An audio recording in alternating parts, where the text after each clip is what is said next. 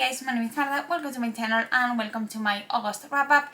August was quite a weird reading month for me. I didn't read as much as I did other months quantity-wise, but quality-wise it was fantastic. None of the books that I read were less than 4-star reads, and I managed to read 2 books that I think might be all-time favorites. One of them was a reread, but this second time round it was even better than the first one.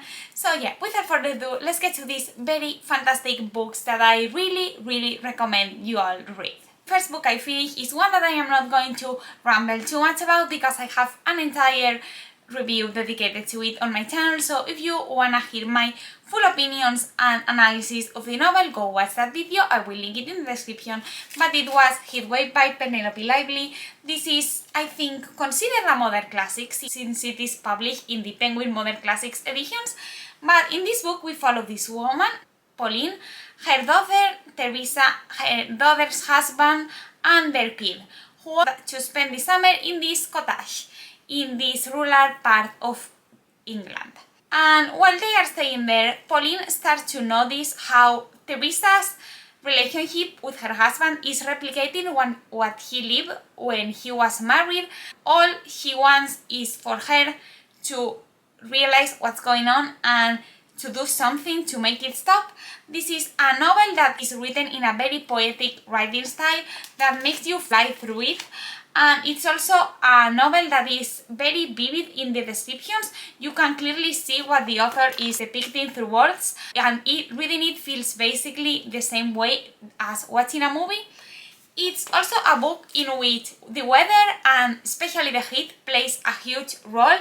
The book depicts the transition from spring to summer, and you see how as the days get hotter and weather starts getting more asphyxiating, Teresa's relationship with Maurice, her husband, starts feeling the same way. It is such an important read, a very feminist one in terms of themes and ideas that it explores, and I really recommend you read this book if you are interested in reading a short book that is going to talk about marriage, about relationships, and about being a woman and how a woman must act in a relationship.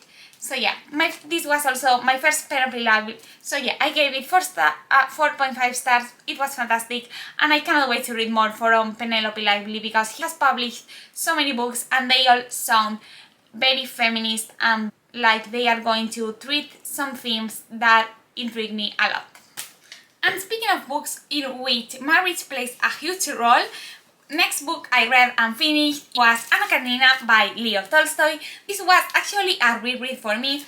I read it for the first time last year, but I don't know what was going through my mind at that point in my life, but I didn't really get much from the story, and I felt like I hadn't enjoyed the reading experience as much as I could do. So this time round I reread it through the entire month of August, and it was such a good reading experience. I think I read around 33 pages per day, and it made the month of August way better than it could have been otherwise. In case you don't know what this book is about, in this book we follow a cast of characters whose life revolves around Anacarina, who we could say is the protagonist of the story, as her name is the title of the novel, but I will talk about that later on. And through these characters, Leo Tolstoy explores themes like marriage, like insatisfaction, like women's position in society, divorce, and many themes that maybe were a bit controversial in this time period.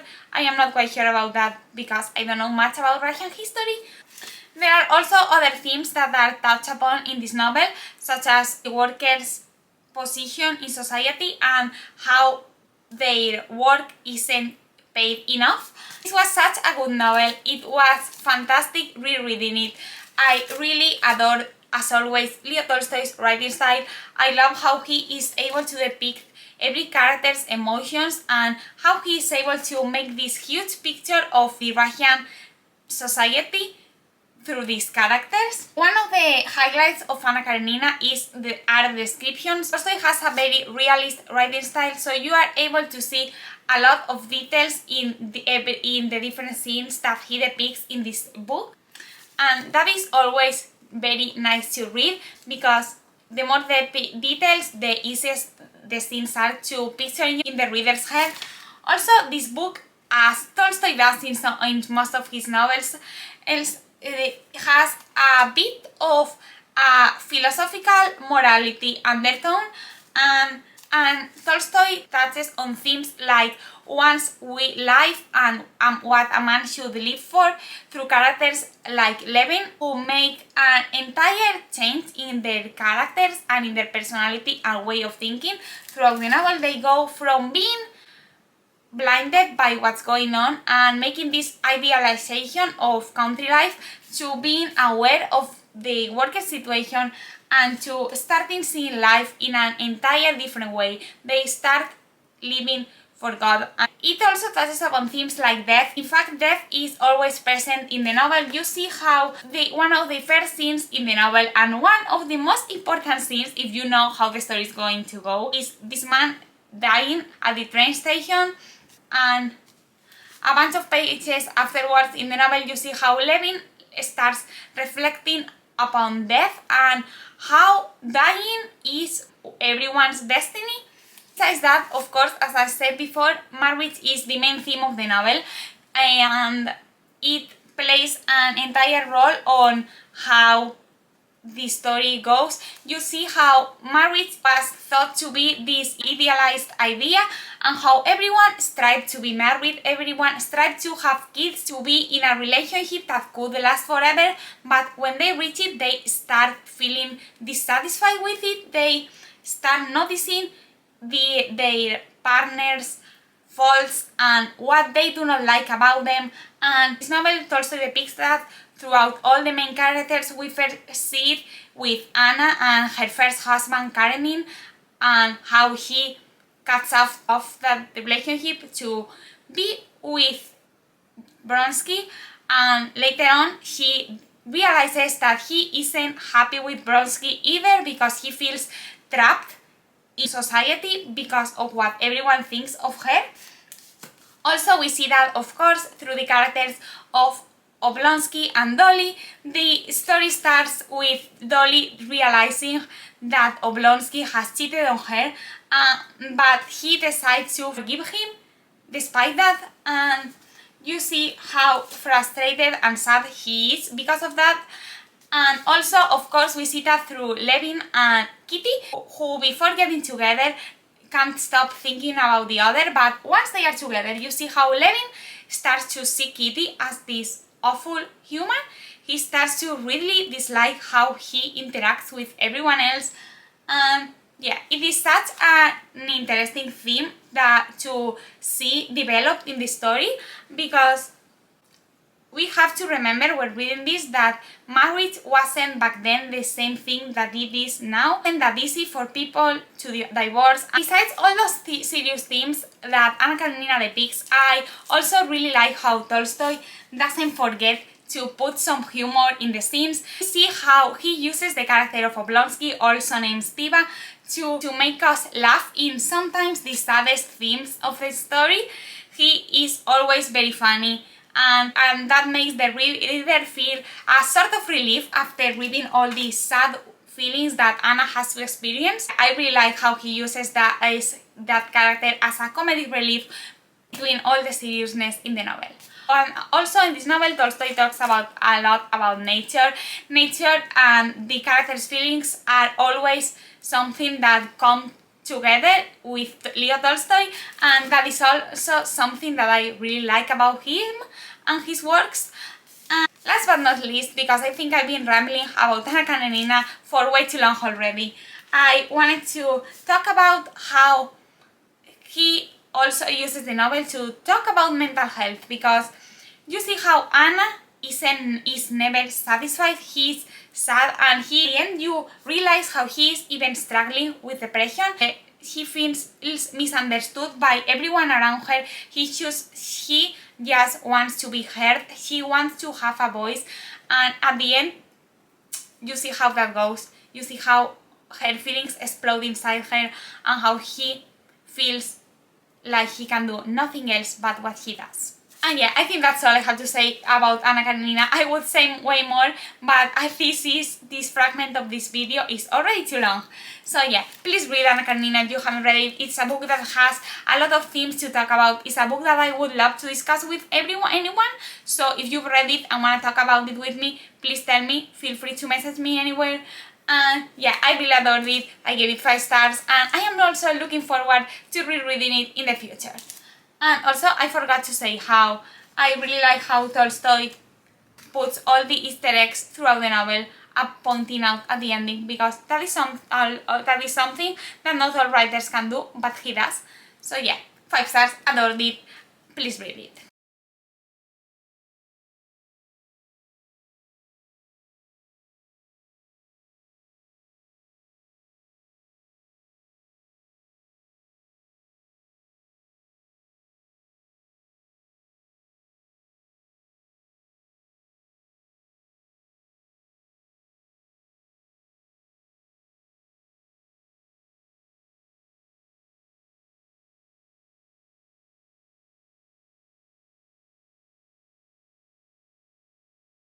Next, the other chunker that I read and finished in the month of August was Les Miserables, Victor Hugo. This is the French classic that everyone is intimidated by, but also most people like.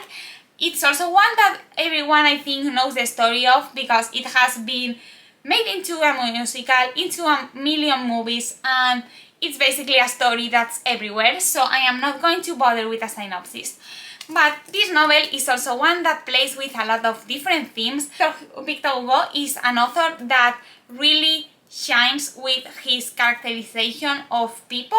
In Les Miserables, we get to meet a lot of characters, but every single one of them has a name, and we can clearly see how they are and who they are as people and why they act the way they act. And you can see how the author did that on purpose to make us empathize with the society and poorest people of Paris and France in general in this time period. One of the themes that were explored that I enjoyed the most was the theme of poverty and how these very poor people always survive in society, and they sometimes have to sacrifice themselves for this. For instance, you see how some people become thieves, how some people have to turn evil in order to survive. And yeah, it's a book filled with moral ambiguity, because you don't really know who's good or who's bad, because everyone is acting in a different way depending on their situation in life. Well, this is a very sad book, and you get to really see how much society was suffering in this time period, and how surviving was a big struggle.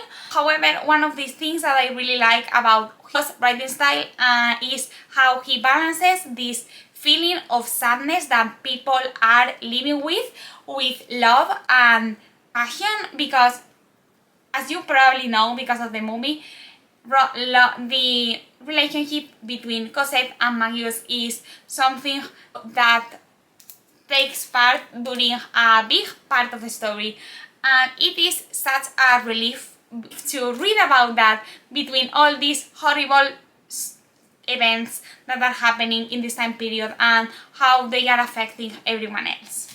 Also, this book is extremely philosophical, and Victor Hugo doesn't shut up about Paris, and he points out every single faulty thing he thinks society has.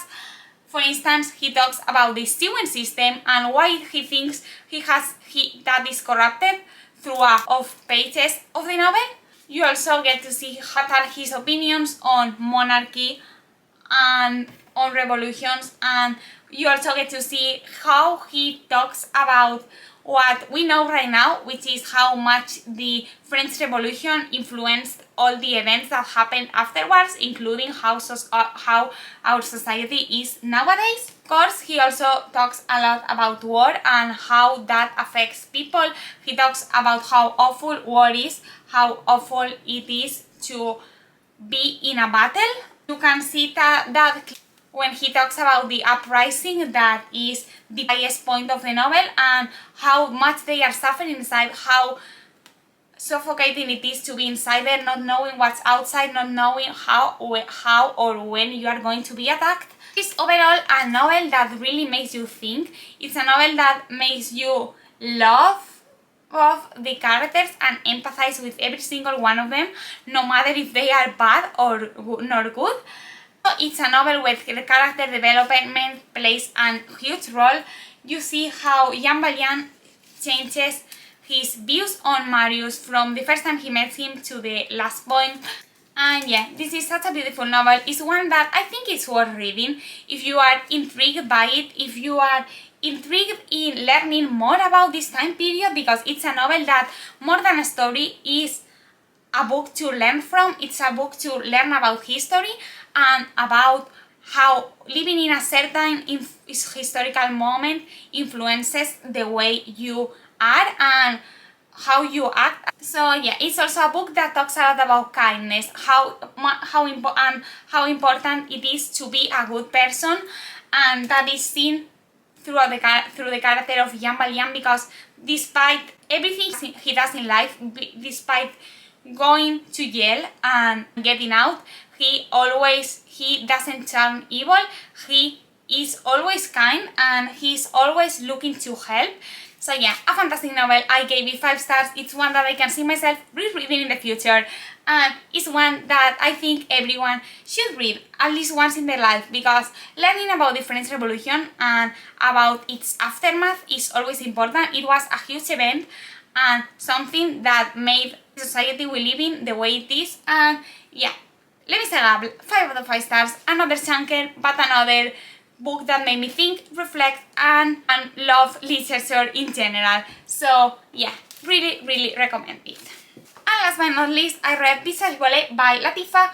This is a memoir of Latifa in which he depicts how it was to live under the Taliban regime at the end of the 20th century. This is a very sad novel in which you get to learn a lot of historical facts about Afghanistan, and which help you understand what's going on at the moment.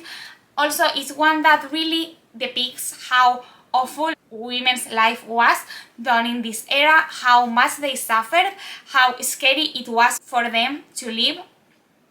It's also a very violent novel. You get to see effects of rape and of a lot of different things that the Taliban did, especially to the women. And honestly, it's awful to read this knowing that this is exactly what's going on right now, that story is repeating itself and we can do nothing about it. It is a very devastating novel, but one that I think is worth reading if you can handle reading about the very hard topics it talks about. It's a novel that helps you grow as a human. It's a novel that makes you think about how privileged we are, that we aren't living like this. And it's a novel that I really recommend overall. It's very short.